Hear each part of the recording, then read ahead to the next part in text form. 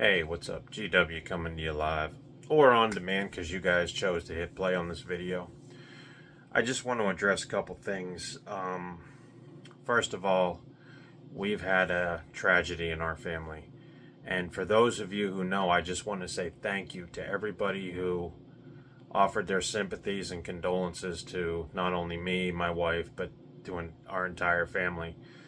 And there's a lot of you guys who were very sympathetic to our situation we had going on, and I just wanted to take a minute and say thank you for all the heartfelt feelings that you guys have sent us, all the prayers, and just everything, you guys.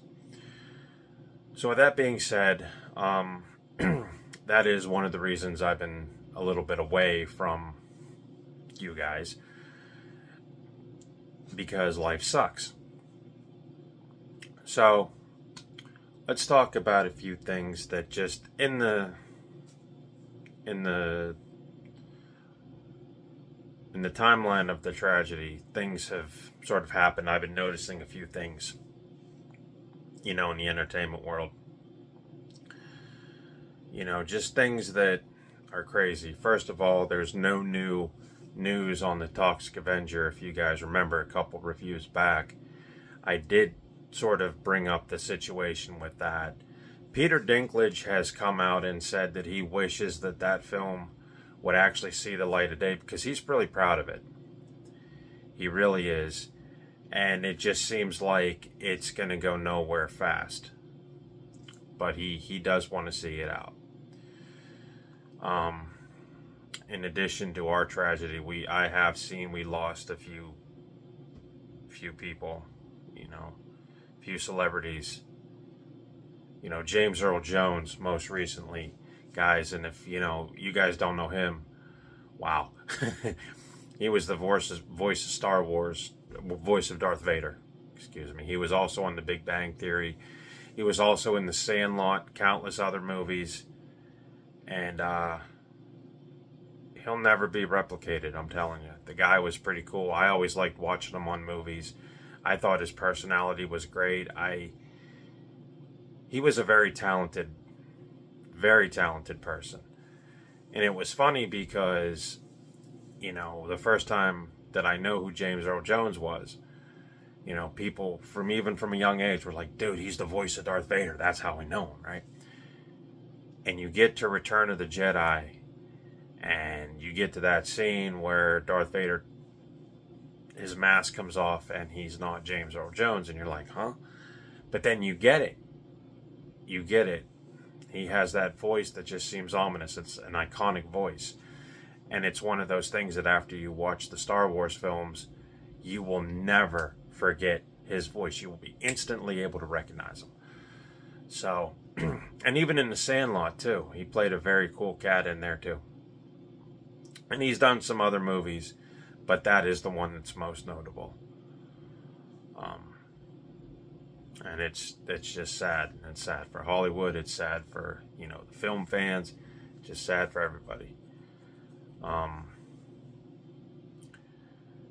Very tragic. Very tragic. Just some other crazy things. We actually ended up watching American Ninja Warrior. Me and my wife watch that every year. I love that stuff, and she likes it too. That's probably one of the only segments of broadcast TV we do watch. Very, very cool. I've been watching a lot of Unearthed Films. For those of you who don't know, they're a small independent horror company that put out basically, underground horror films. And I want to give a big shout out to a company that I have been dealing with for a little bit, Underworld Subroxa. They are very cool. If you guys order from them, they do throw in pretty much some freebies if you order enough stuff. They're very good, but you have to be, the extreme horror type. Very cool. What else did I see? What else did I see? There was a few other things that I saw. I'm just trying to remember because, like I said, this is the first time I've been back. I did see they're making a spin-off to Young Sheldon. Did you guys see that? George and somebody's first marriage. I can't remember. But I wonder how long they're going to milk out, you know, that storyline. Because you started with Big Bang Theory. Then you went to Young Sheldon. Now you're going to this. What's the offshoot of this? I mean, maybe they have a winner on their hands. Who knows? I don't know. But also, my mom had a knee replacement, so that's the other reason I wasn't in front of the cameras in front of you. Because, like I said, I was ping-ponging around helping her. I want to talk a little bit about the new Madden football game. Now, we have the Game Pass for the Xbox. We have, you know, all that stuff. I'm not a big football guy, but I started picking it up and playing it just to kind of clear my head dealing with this tragedy. And I got to tell you, you know, I don't know why people criticize this game. I really don't. Because to me, just sitting back, not having to worry about fight some boss that'll take you 12 hours, or, you know, really having to do this, that, this, and that, and this, and that to clear a board. Football was easy for me to jump into. I jumped into it, and I just started making plays, and the next thing you know, I'm pretty much a high-scoring person. Now, like I said, that's the first Madden game I've played in years. I also played the College Football 25, which is pretty awesome.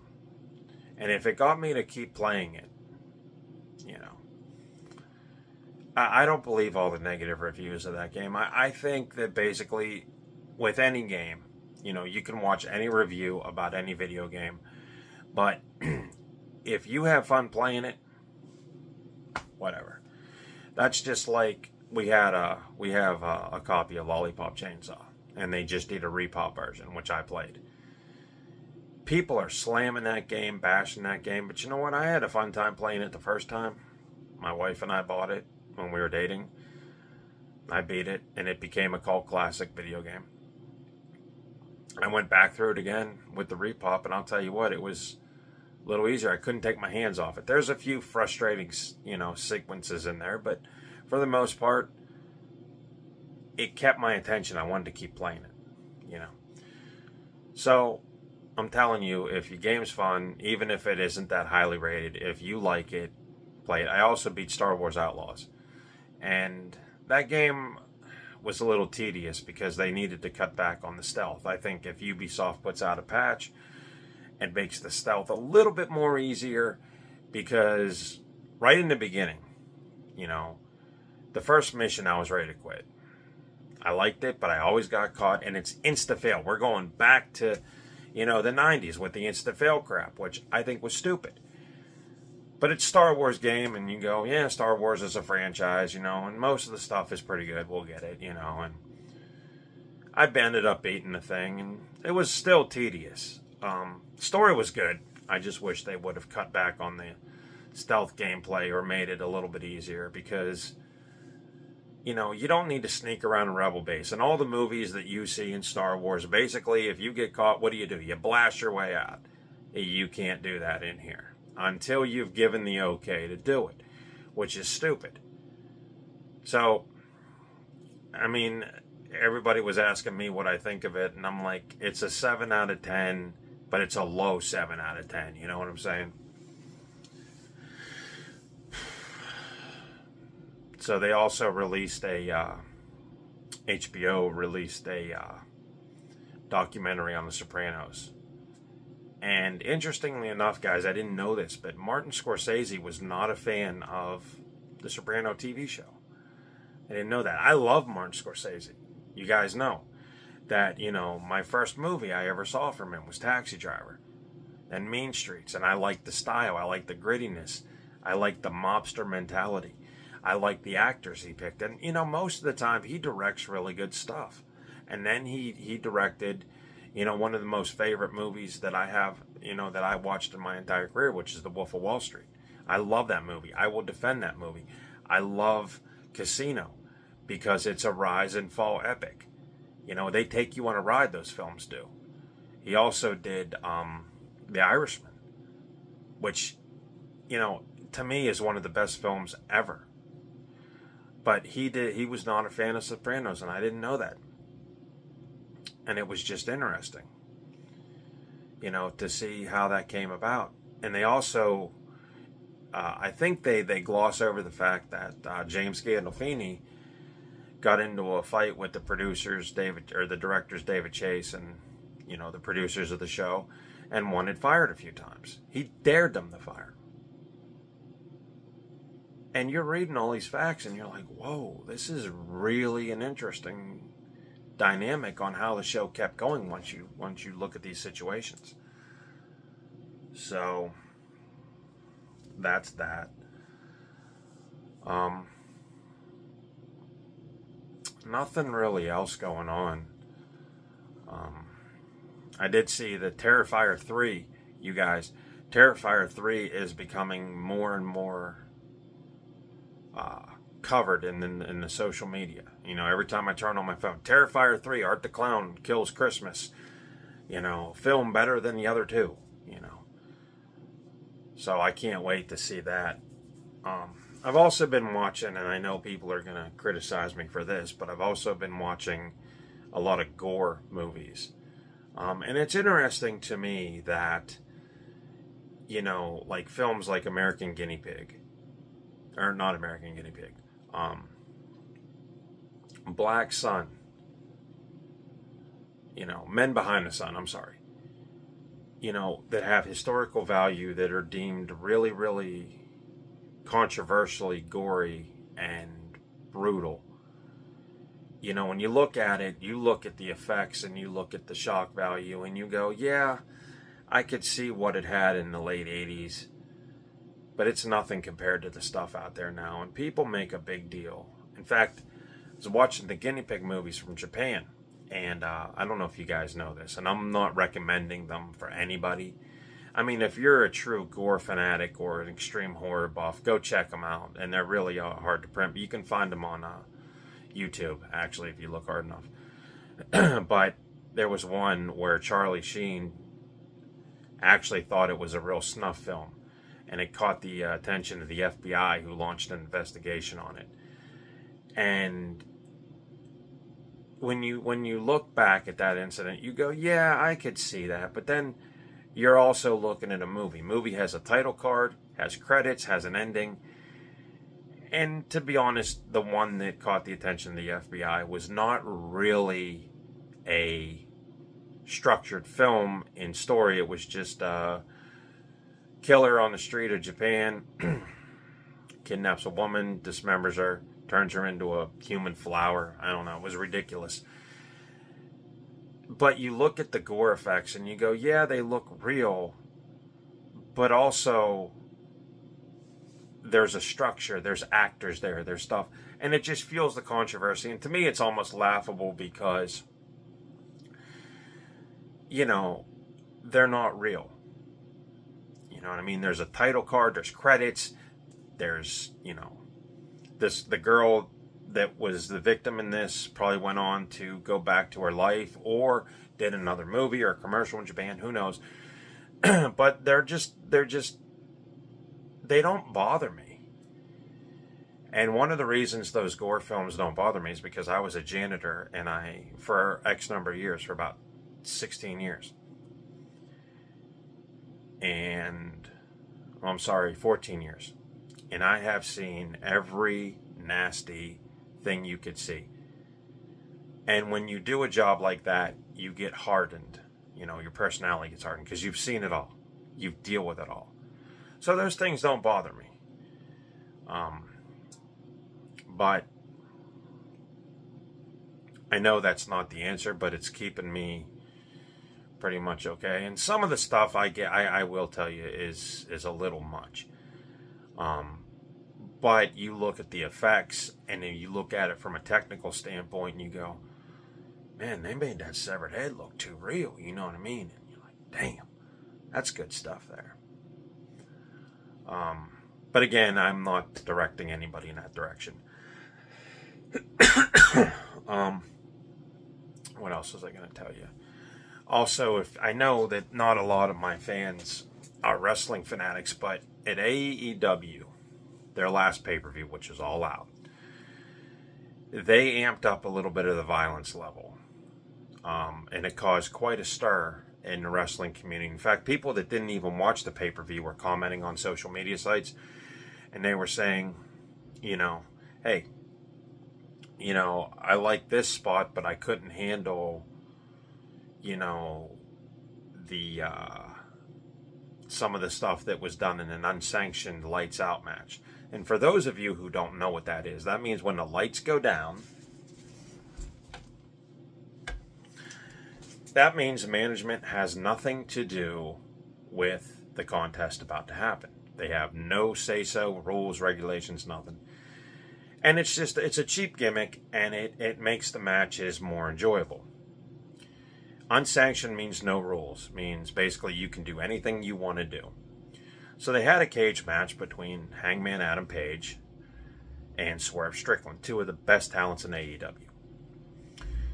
And they had been building up the story for a year. And it was probably one of the best rivalries that kept you on the edge of your seat. To recap a few things that would happen, they got into it. Their rivalry spiraled out of control. They stalked each other. Now this, again, this is all scripted, so I just want you guys to know if you're not a wrestling fanatic. They broke into each other's houses. Then they had another match, Texas Death Match, which again was amping up the violence. The rivalry continued. Swerve bought his childhood house. Adam Page burned it to the ground.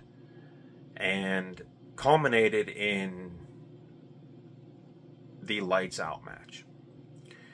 Cinder blocks, chains, hypodermic needles, all kinds of weaponry was introduced. And it did push the limits, but you know what? It fit the context of the story that these two guys hated each other. AEW wanted to paint a picture that these two hated each other. But they caused a lot of controversy for the hypodermic needle, the cinder block, and they also, in the match previous to it, did a storyline where one member of a faction choked out another member of a faction with a plastic bag. People were deeming that shocking. In fact, there's a chant in the pay-per-view, if you guys see it. They go, "This is murder." See, they know they're playing around. But the thing was, that plastic bag segment was done way back in the day between Terry Funk and Ric Flair. Some of the older guys might remember it. But to me, nothing shocking, because I know that backstage, these two guys got together and they said, look, let's do this. Let's do this. I'll have you do this. You know, you hit me with this, and we'll make this cinder block spot and this hypodermic needle spot look as real as possible. We want the buzz. So they talk backstage. You guys don't believe me? Check out a movie called Beyond the Mat and watch the later segment with Rock and Mankind. You'll see exactly what I'm talking about. Oh, wait, did I just give away wrestling? But they caused a lot of controversy to the point where people are asking AEW to change. And you know what? AEW popped on the map to be different. They wanted an attitude. They wanted to be more intense than WWE. And I think they have accomplished that. And it's probably going to be one of those things where they're going to pull this stuff periodically, you know. And I don't see the big deal. I really don't. Because if you're going to pay for pay-per-view, you guys got to know that anything can happen. You're either going to love it or you're going to hate it. So, anyway, I know that non-wrestling fans didn't want to be bored with that. I just wanted to address it. So, and then I noticed a lot of rappers are going to jail. In fact, Puff Daddy. Did you guys hear about Puff Daddy? He's in deep trouble, guys. He really is. It started a while ago with a videotape that surfaced where he was in a hotel room and beat the crap out of his girlfriend or wife or whatever, whoever she was. Now, I think there's some allegations that he actually was in some kind of a sex crime. He was accused of some kind of sex crimes, guys. I didn't really follow it because it's like a Puff Daddy, whatever. So time's going to tell. Time's going to tell what's going on. And you sit there and you look at these celebrity guys and you go, man, I don't know if he did or if he didn't do it, but man, when you get famous, why would you even chance anything? You know what I mean? But, yeah, I don't know. I really don't know. So it's starting to be fall time, and everybody knows fall time. You know, you think of Thanksgiving, you think of Halloween, and you think of horror films, obviously. And I am going to give you some recommendations for right now. You know, next time I review it, because we'll be closer to Halloween. But, you know, I see a lot of remakes, and I see a lot of crazy things. You know, and people always ask me, dude, what's a good horror movie? Well, I have tons and tons and tons of answers. But, it all depends on your tastes. And it all depends on your level. And recently I saw 3 films that I really don't know what to make of them, because they're more shocking and they push limits and levels than anything. And at first I thought, hey, this is really neat. These are very extreme films, and I'm talking about the Vomit Gore series. And I want to just briefly cap this. For those of you who don't know, the films were made by a guy named Lucifer Valentine. And I didn't know much about him. I just knew the films were out of print, and I wanted to check them out. And I thought they were, every time I heard something, it was like, dude, these are the sickest, these are this. So, of course, I had to check them out, right? So I watched them, and it's basically about a girl named Angela Aberdeen who sells her soul to the devil, who has bulimia. It's thrown up all over the place, and it cuts back into some of the most graphic, gore-laden pieces you will ever see in a film. And then to top it all off, they do a sequel. Okay? And it says here on the description for the Blu-ray, it says that the Vomit Gore trilogy is a mind-altering demonic triptych that represents the travels of the abused bulimic teenager Angela as she turns to stripping, prostitution, and adult films. Now, there's 3 of them. And what I'm going to tell you is that I watched every one of these things. And after the first one, you kind of can get a feel what the second and third film are going to do. However, the second film, the ending of it is just one of the grossest set pieces that anybody can come up with. And then it's capped off in the third entry by something that's supposed to be really gory, but if you look closer, it's just cheap. So anyway, I watched all these stupid things.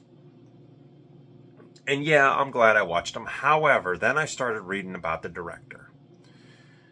And the reason I'm bringing this up, guys, is because I know I'm into horror. I'm into graphic horror. I'm into, regular horror. I'm into action comedy. I'm into everything. And most of the time, you know directors. Like I just mentioned Scorsese. You know that he keeps a pretty much clean slate when it comes to his behavior. You never hear him flipping out. You never hear him in the news, and you never hear about, a lot of these directors losing their cool and being accused of this, that, and the other thing. However, with further digging into the Lucifer Valentine deal, what I read on the internet was pretty damn shocking. More shocking, I think, than the films themselves. Because the films themselves aren't real. Apparently, Lucifer Valentine was a Satanist. Apparently, he abused countless kids. He forced some of them into bulimia. And he had sexual relations with his mentally challenged sister. I started reading about all this. And I said, you know what? I don't want to see any of his stuff again. Because I feel like even watching the movie that he made, you're saying, okay, whatever you turned out is cool, I dig it, whatever. So I don't believe there are going to be any more Lucifer Valentine videos in my future. And if you go on the videos and you look them up, I mean, I don't know if dude's been arrested or what happened to dude, but he just like disappeared. I think that's why the Vomit Gore trilogy got pulled, is because he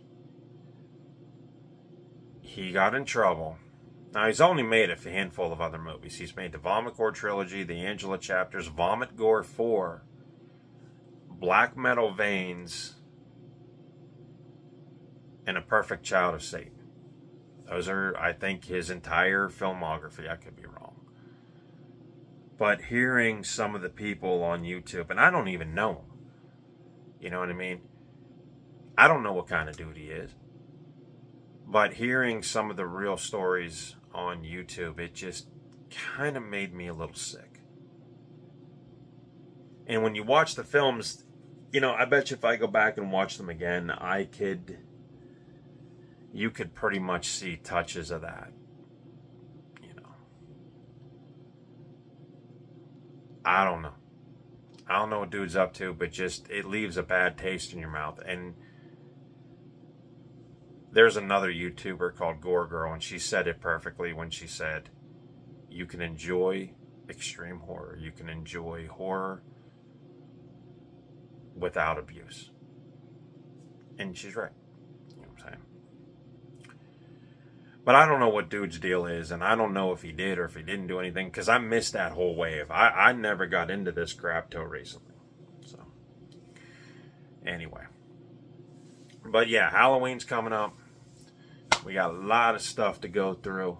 We're going to have a lot of movies. You know what I mean? And a lot of specials. You know, a Simpsons special still going to air this year? A Halloween special?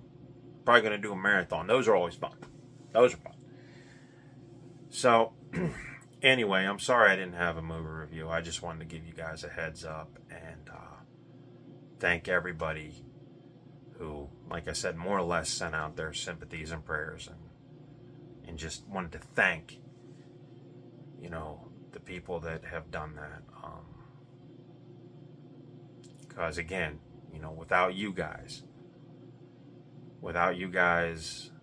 supporting, you know, me and the channel, there would be no channel.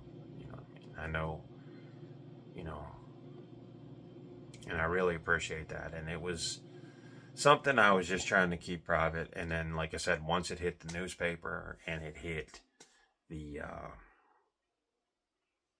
website, it was all over. You know, my family put it all over the place. And it's still a rough thing to come back from. But you got to keep going. You know what I'm saying? You got to keep going. And it's tough. You just can't stop life because of a tragedy. You have to get up, even though you're hurt, even though you don't feel good, even though you're going to cry watching Faces of Death, because you're going to have a memory about that person in the back of your head, and you're going to cry. And you got to get that out, man. You got to get it out. You can't let it destroy you, you know, and it sucks because it puts the forefront in that death is a part of life. But whenever I came back from all that, and I came back to work, and I had everybody, you know, come up to me and, you know, tell me that they're sorry, even though they might not have ever met the person. You know, that meant the world to me and my wife. And it makes it easier when you have a support system. You know, because there's no handbook for life. You know what I mean? They don't tell you, hey, if you have this problem, refer to page 7. You know, they don't do that. They just say, hey, deal with it. And you try.